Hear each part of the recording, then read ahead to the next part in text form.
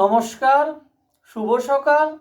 Welcome to my channel সমীশীল শ্রী শ্রী রাধাকৃষ্ণ গোপাল শ্রীমদ ভগবদ গীতা। আজ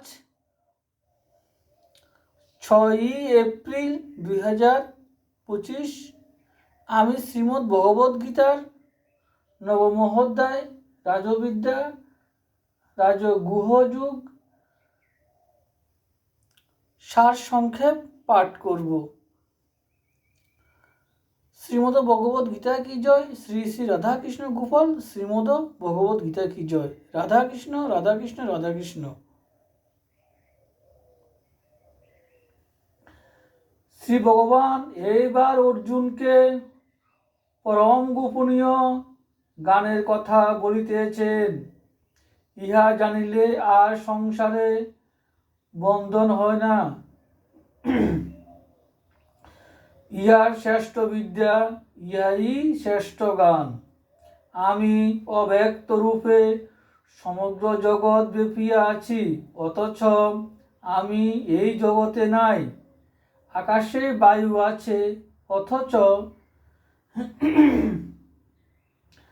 আকাশের সঙ্গে যেমন বায়ুর কোনো মেশামেশি নাই, তেমনি এই জগৎ আমাতে থাকিলেও আমার সঙ্গে তার কোনো সম্পর্ক নাই।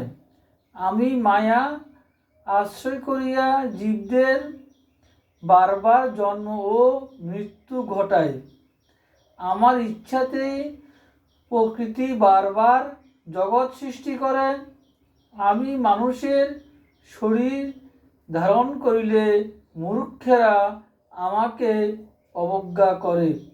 ইহারা আসুর প্রকৃতির, আর যে মহাত্মারা দৈব প্রকৃতির, তাহারা আমার তত্ত্ব জানিয়া আমাকে এক মনে সেবা করেন।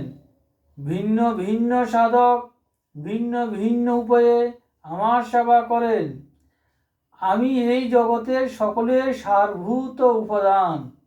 যাহারা যজ্ঞ ইত্যাদি করিয়া বেদ মার্গে আমার পূজা করেন, তাহারা পুণ্যের ফলে স্বর্গে যান। আবার পুণ্য ফুরাইলে এই জগতে ফিরিয়া আসেন। তাহাদের মুক্তি নাই। যাহারা এক মনে আমারই সেবা করেন, আমি তাহাদের সব কল্যাণ করি। অন্য দেবতার পূজাও প্রকৃতপক্ষে আমার পূজা। অর্জুন, তুমি যা কিছু করো সবই আমাতে অর্পণ করো, তবে আর তোমার কোনো কর্মে কোনো ফল হইবে না। অতি পাপীও আমার সেবা করিলে পুণ্যবান হয়। আমার ভক্তের কখনো বিনাশ নাই।